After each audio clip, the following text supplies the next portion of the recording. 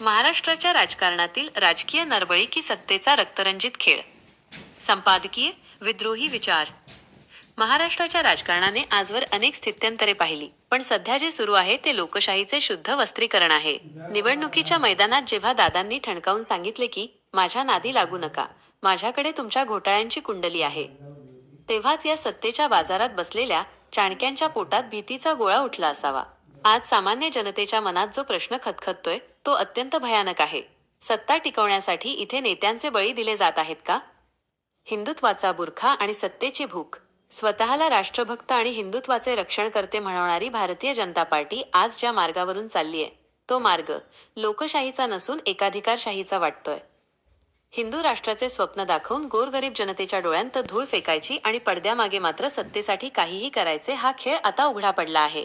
महाराष्ट्रातील दिग्गज नेत्यांची एक्झिट आणि भाजपचा सत्तेचा सोपान यांचा जो क्रोनॉलॉजिकल संबंध दिसतोय तो निव्वळ योगायोग मानायला जनता आता दूधखुळी राहिलेली नाही.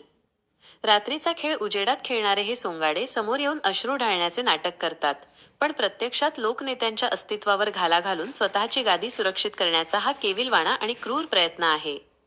अजित पवार टार्गेट की घातपात. उपमुख्यमंत्री अजित पवार यांच्याबाबत सोशल मीडियावर व्हायरल होणाऱ्या घातपात की अपघात या चर्चा म्हणजे केवळ अफवा नसून तो जनतेच्या अविश्वासाचा उद्रेक आहे. जेव्हा एखादा नेता सत्ताधाऱ्यांच्या भ्रष्टाचाराचे वाभाडे काढण्याची हिंमत करतो तेव्हाच त्याच्या जीवाला धोका का निर्माण होतो?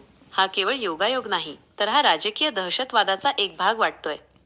आम्ही विचारतोय थेट सवाल. भाजपच्या सत्तेच्या प्रवासातच महाराष्ट्रातील बडे नेते का संपले? चौकशांच्या फेऱ्यात अडकवून नेत्यांना मानसिकरित्या संपवणे हेच आत्ताचे राजकारण आहे का? गोरगरीब जनतेचे कैवारी असणाऱ्या नेत्यांच्या सुरक्षेपेक्षा सत्तेची खुर्ची मोठी झाली आहे का? जनतेचा एल्गार आता अटळ आहे. सत्तेच्या हव्यासापोटी रक्ताने माखलेली ही लोकशाही महाराष्ट्राला मान्य नाही. लोकनेत्यांना संपवून जर कोणी स्वतःची जहागिरी निर्माण करण्याचे स्वप्न पाहत असेल तर त्यांनी हे लक्षात ठेवावे की ही शिवफुले शाहू आंबेडकरांची भूमी आहे. इथे अन्यायाविरुद्ध विद्रोही विचार नेहमीच पेटत राहील. रात्रीच्या अंधारात डाव रचणाऱ्या चाणक्यांना लक्षात ठेवा. जनतेच्या न्यायालयात तुमचा निकाल नक्कीच लागेल. संपादक विद्रोही मत, लोकशाही तंत्र.